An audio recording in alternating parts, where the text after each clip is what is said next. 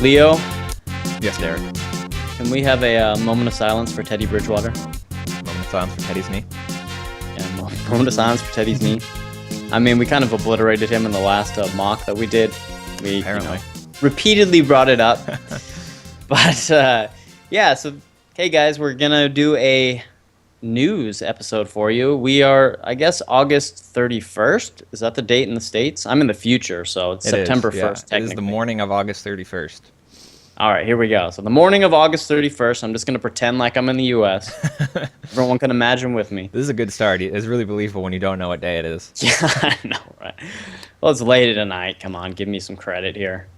We're going to play a game with you guys called Under and Out, and I'll explain that in a minute. And then we're just going to go over some recent fantasy news and how that affects the fantasy landscape, because a handful of things have happened in the past couple days, namely Teddy Bridgewater dislocating his knee, shredding his ACL. He is out for the season.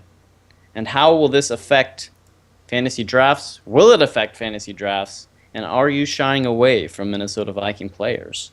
So let's start with just the general overall concerns.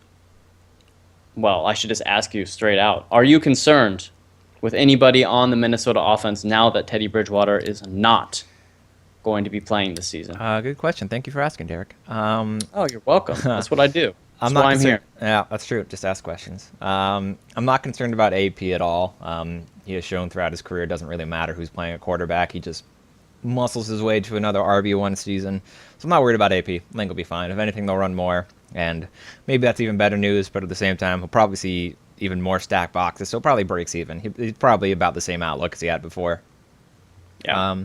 As for the passing game, it's a little worrisome. I know Teddy kind of gets pinned as this game manager that doesn't, he gets obviously doesn't throw it down the field, that those weapons are kind of capped anyway because it's very conservative. But Teddy's better than Sean Hill, or if they go out and get Mark Sanchez or Colin Kaepernick somehow. Sanchez, yeah. Like, Teddy's better than all those guys. Debatable. No, I agree. Yeah, we he's could debate definitely how better much better, but he's better. He at least can clearly take advantage of when a stack box opens up a shot downfield, which I don't know if all the other guys can do that consistently. I love when a box opens up for you. Okay, all right, let's calm down. So I guess it might hurt you a little bit. You teed that one up for me. Come on. I did. I guess I did.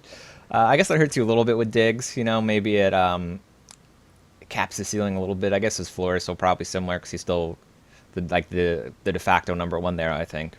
No diggity, no doubt. No diggity. So it worries me a little bit with Diggs. Maybe I'd bump him down a few spots. I kind of liked him in that Crabtree, Djax, Shep tier, and now maybe I put him at the end of that tier instead of the middle of that tier. That's fair enough. And guys that were sort of ancillary late targets like Chucky Johnson and Treadwell, I'm just probably not drafting anymore at this point. So it's a little bit of a concern for that offense. And Rudolph, if he had any sort of late round tight end appeal, that's gone. What about you? Yeah, I mean, I'm kind of the same mind. I mean, I do kind of view Teddy Bridgewater as this game manager. I think he's a really good game manager, though. Yeah. I don't think he gets a lot of credit for what he does. I mean, Minnesota was a really solid team last year, and that was largely due to Teddy Bridgewater's effectiveness. But, I mean, they were never this pass-heavy, high-octane offense. Their MO has always been our offense goes through Adrian Peterson. We have solid lines. We're going to win the game through defense and running AP into the ground, basically, is what they've been doing. Yeah. And last year they were really effective at it. This year, without Teddy Bridgewater, I think basically you are going to see a light version of that. They'll bring in a Mark Sanchez, maybe a Colin Kaepernick. I don't think they're going to bring in Colin Kaepernick, though. I've been reading a lot of news that teams hate him because of his recent shenanigans and apparently things he's done in the past. I mean, that's neither here nor there, but maybe they'll bring in a Mark Sanchez. Maybe they'll bring in a veteran backup somewhere around the league. They might throw out some feelers. But either way, whoever they're going to bring in is kind of going to run the same type of offense. They'll be this game manager. They'll send him out there basically telling him not to lose the game. Don't turn the ball over. give the ball to Adrian Peterson and watch Diggs just destroy the opposing cornerback because he's got the moves. I mean, I was going to say like Jagger, but like Jagger. I mean, that's what, 5 years old now? That's an extremely. I mean, all I do are top 40 references from 6 years ago, so welcome aboard. Well, that's our wheelhouse, guys. I mean, if this is the first time you're watching a Bench Stats video, we reference a hell out of top 40 hits from about 6 to 8 years ago. Yeah. So, welcome aboard. But yeah, on, what should we? Yeah, I mean, as far as fantasy impact goes for Minnesota, like you said, APs, he won't be affected. He's used to seeing stacked boxes. Diggs, I think his route tree is so good, and he's a clear-cut wide receiver 1 there, that he won't be affected that heavily. And his ADP is already so low that it's not like you're going to be like, oh, shit, well, he was a 9th-round pick. Now I can't take him, Yeah. He's undraftable now. I have to take him in the 10th. No, I mean, I think what's going to happen is that Diggs' ADP will drop. So if you are drafting, if you have a draft over Labor Day weekend or something, you can keep an eye out for Diggs. He might be a steal in like the 10th round. Yeah, I would definitely. But anyways, yeah, I mean that's pretty much all there is to say on the Minnesota news. Minnesota, oh yeah. So moving on to other injury news, or a player recovering from a devastating injury. I mean, his knee blew up like the SEPTA Baylor. I'm going to keep on hammering this in. Just really hope that someone else picks up on it. Yeah, I mean, that's all we can really do at this point, because the likelihood that somebody has seen all of our videos is really slim. There's so one I'm just, person somewhere. I'm just giving it exposure, so it'll get picked up somewhere along the line. But yeah, Jamal about that base Charles is apparently the RB3 in Kansas City is what I'm reading. That's the takeaway from that camp report, that he's completely lost his job to both Ware and Char Binks, and it's over for him. Give up on your Jamaal Charles shares. Start drafting Spencer Ware in the 8th round. Just go for it. I mean, he doesn't even have trade equity. Just drop him. That's basically what is happening right now. No, I mean that it is a little bit concerning, but they're just looking to not rush him along. I think we have to remember that there's still a week and a half till the first game at this point, till the Chiefs' first game anyway. So there's still time for him to get involved more, for him to start getting more carries. I'm not worried about it as someone who is heavily invested in Jamal. Maybe week 1 and perhaps week 2 even are like not elite games out of him. Maybe they ease him in a little bit, but you don't draft Jamal so you can win week 1. You draft him to win your league. So you know what that smells of? Buy low. Buy low. Yeah, that's if there's someone in your league who's willing to do trades before the season starts. I don't mind throwing out an offer for Jamal, see if they're scared enough to part ways with him. Well, even better would be if, they ease Jamal back into action. They give Spencer Ware 8 to 10 touches week 1. Week 2, Jamal has okay weeks. Yeah. He doesn't put up RB1 numbers. Then you can knock on the door of the Jamal owner and be like, hey, he's obviously not the same guy. He's in a committee. Let me throw you an offer for Jamal and see if you bite. So he could be a prime buy low candidate in like week 2 or 3. And if that's the case, then jump all over it, because, by midseason, he could be Jamaal Charles again. Even before that, I mean, he might come out of the gate in week 1 and all this talk will seem nonsensical. We saw that. I was sort of blasting this out on Twitter to sort of make myself feel better. But back in 2012, we saw that with Adrian Peterson. All the late camp reports were like, he's going to get eased back in. It's going to be the Toby Gerhart show for the first couple weeks. Don't trust AP for a little bit. And then he came out week 1 and had 18 carries for 90 yards and 2 touchdowns, and had this very big fantasy day. He looked the same. Yeah, he looked the same. So it's possible. The ACL isn't really the death sentence that it was 87 years ago. I mean, it is a second torn ACL. Yeah, but so he's fine. He did it once, he can do it again. I think what happens, though, is once you tear your ACL once and then you tear it again, it resets itself back to what it was before the first ACL tear. Do you know, was it the same knee or was it the other knee?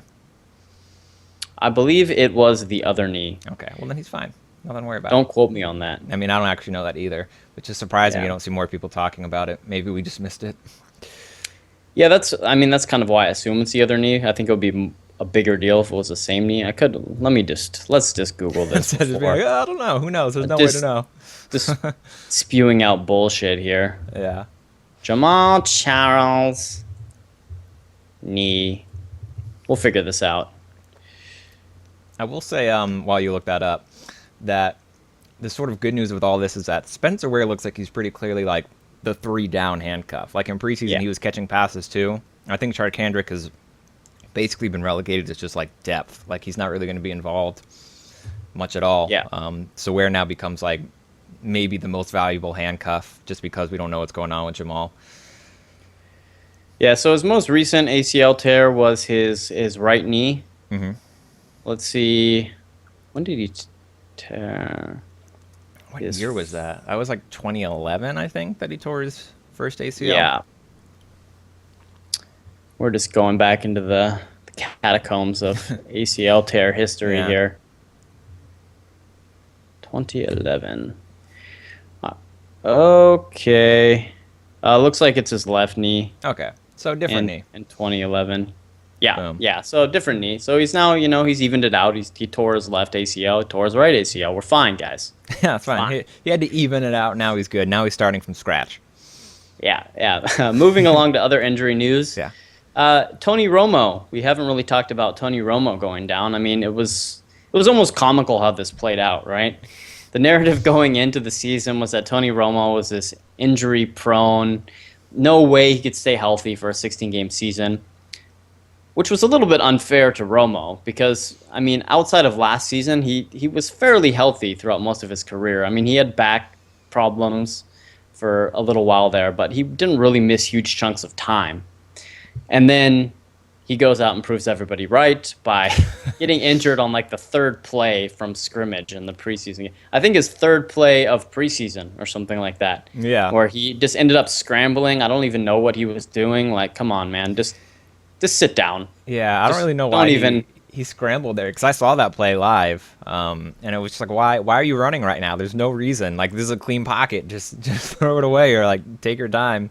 But he scrambles, tries to slide, gets hit. Immediately grabs his back. Like it did not. It looked really bad. And then like on the broadcast, like nah, he's fine. He just tweaked something, and then oh wait, never mind. Broken bone in his back. Out. 6 to 10 weeks. Just a glass case of emotions. You're like, oh no, I'm ruined. Romo's out, and then you see him on the sideline, like with the ball playing catch, trying to convince the coaches to let him back into the game. Yeah. And you're like, okay, so he's fine. If he's trying to get back into a preseason game, he's fine. And then the news comes out, yeah, he's basically out for 10 weeks. Oh, shit. It's going to be the Dak Prescott show. So Dak Prescott, kind of an interesting story, right? Because he's looked good in the preseason games, but already, I mean, there was talk before Romo got injured that Dak Prescott was going to just outright steal the job at some point in the season. And now that Romo's out of the way, it's Dak's time to shine. So he's a savior in Dallas, apparently. So do you think Romo being out affects Dez or Ezekiel Elliott? I think a little bit. I think you have to downgrade the offense a little bit, mostly because Dak has looked very, very good in preseason. But, how is that going to translate to a real NFL game? We don't know yet. So we have to assume it's somewhat of a downgrade. I'm seeing people talk about it like it's not going to hurt Elliott at all, like it's going to help Elliott, that they're going to run more, and so it's good news that they now have a worse quarterback. I don't buy that narrative. I think they're already going to be run heavy, and if anything, this just lets defenses stack the box more. I don't think it. I think it hurt Zeke a little bit, but if you're already buying him, you're probably still buying him, so it doesn't change your mind. Yeah. The one that's more of a worry is Dez, because as I was saying during our mock video, Dez doesn't make his points from getting a lot of targets. He makes it in the red zone from catching them touchdowns. So if the Cowboys offense can't move into the red zone, then Dez's value takes a big hit, which could happen. If Dak implodes and actually can't do it on the real NFL stage, then that is bad news for Dez. It's very bad news. But I think for me, before this news, he was, the 4th or 5th best wide receiver, first round pick, not a problem. Now he probably goes down. He drops out of that top tier into the DeAndre Hopkins, Allen Robinson, Jordy Nelson tier for me, which is separated by several running backs for me. and he becomes like a second round pick. Is kind of where I see it. So out of those three names, would you take A-Rob over Dez? That one's tough. I'm kind of lower on A-Rob than most. I don't think that offense is going to look the same as it did last year. Jacksonville, that is. I think they're going to try to throw it less. A-Rob, yeah, I think they're going to try to throw it less, and I think there's some regression due for A-Rob. So I think I'd still take Dez over him. But now I'd probably take DeAndre Hopkins over Dez, which I wouldn't have done before this. Nuke? Yeah, Nuke. okay. Yeah. That's fair enough. Yeah, I mean, I'm kind of with you. Dez actually receives more targets when Romo's not in, but like you said, he makes his bread and butter in the red zone. Mm-hmm. So his fantasy points per game is significantly lower without Tony Romo at the helm. We've never seen Dak Prescott play a game. He's being anointed as fantasy savior. Basically, he'll be better than Tony Romo. But I think that's kind of unfair to say at this point. Let's wait till we get to week 1, and then let's talk about Dak Prescott a little bit. Yeah. But I think you're right. You have to lower Dez slightly. Mm-hmm. But we've seen him mocks. I mean, he's falling into the 3rd round now, which is that's crazy. Screaming hot value. Yeah, there it is. There's the drop. Just there keep hammering it. Yeah, I mean, I like him now as like a mid-second round pick, and he's falling to like late 2nd, early 3rd, which there he is, a screaming hot value. So there it is. So that's the news with Dez and the boys. Ladarius Green, any thoughts on Darius? He's been put on the puppy. I'm gonna miss at least the first 6 games of the season. So any shares you had on Ladarius, if it's a redraft, just outright drop him. If it's an MFL 10, be sad, basically. It's very sad. It's bad news. Because even when he comes back, how much is he going to be involved? How burned do the Steelers feel after this? He done. Yeah, done. I think you kind of just got to pretend like he doesn't exist until we hear otherwise. The age of Ladarius is over. Yeah, I think that's the way to do it. Moving on, is there any other hot news? The John Brown getting cleared John Smokey to play. Brown has been cleared. That is very, very good. He was giving me a heart attack a little bit. That was very scary, missing like whatever it was, like 2 to 3 weeks with this concussion. And then you kind of find out that it's his first concussion. He doesn't really know how to deal with it. And so maybe it kind of got blown out more than it should have. And it's the preseason. They're being really, really cautious with him. If you have any sort of head injury, there's no sensible reason to put John Brown out on the field, Yeah.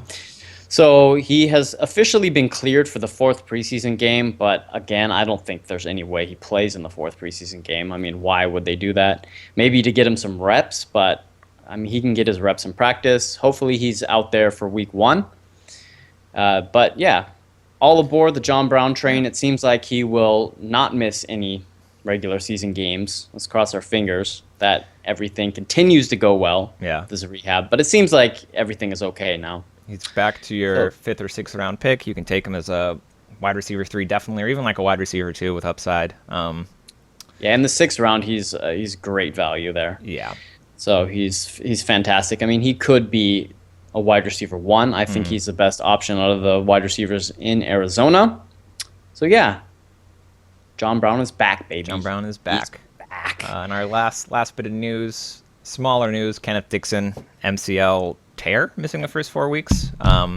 Slight tear, I guess. Slight tear, yeah. Nothing obviously that major if he's only going to miss 4 weeks. But obviously, if you own Kenneth Dixon, just go ahead and drop him at this point because there's no point, at least in redraft, there's no point in holding him through 4 weeks. Yeah. He was looking like the best guy. He was looking like he might run away with the job, but that's kind of over now. Now he won't be running for at least 4 weeks. So yeah, he won't be running away with anything. It does clear up that backfield slightly. I mean, it's still pretty muddy. You have your Justin Forsett, you have your Bucky Allen, and your Terrence West.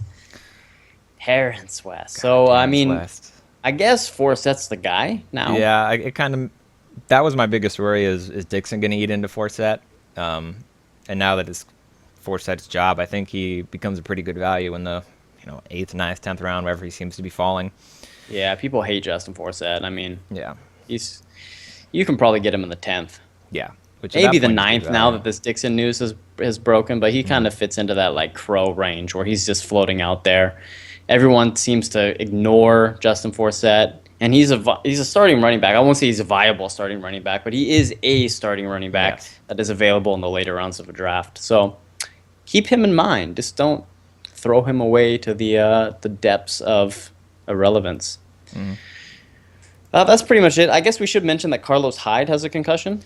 He does. I mean, we're still a ways out from week 1, so he will probably be cleared for week 1. But it's more just a reminder that he is a bit injury prone. So maybe to if fire up those Sean Drone shares. It makes Sean Drone interesting, I guess, as like a late flyer. And if you were sitting there being like, oh man, Carlos Hyde or I don't know, Latavius Murray, they seem to go in the same area, and you couldn't decide which one you liked more. A reminder that Hyde can't really stay healthy is maybe something that is a tiebreaker for you. Yeah, there we go. Oh, same team. Bruce Ellington gets put on the IR. So what will that do to the 49ers offense, in your opinion? I mean, it just frees up even more targets for Torrey and Vance, and they do completely different things. So I think they both get a ton of targets. Torrey's now going to get 300 targets, 20 of which will be catchable. Each game or for the season? Each game. Okay. 20 catchable targets over the course of the season. Woo! But each game, I mean. Whew, yeah, and then, Vance, who was like the super late tight end target, becomes even more appealing because Torrey isn't really a red zone guy. And now it will be Vance, basically, if they're throwing the ball.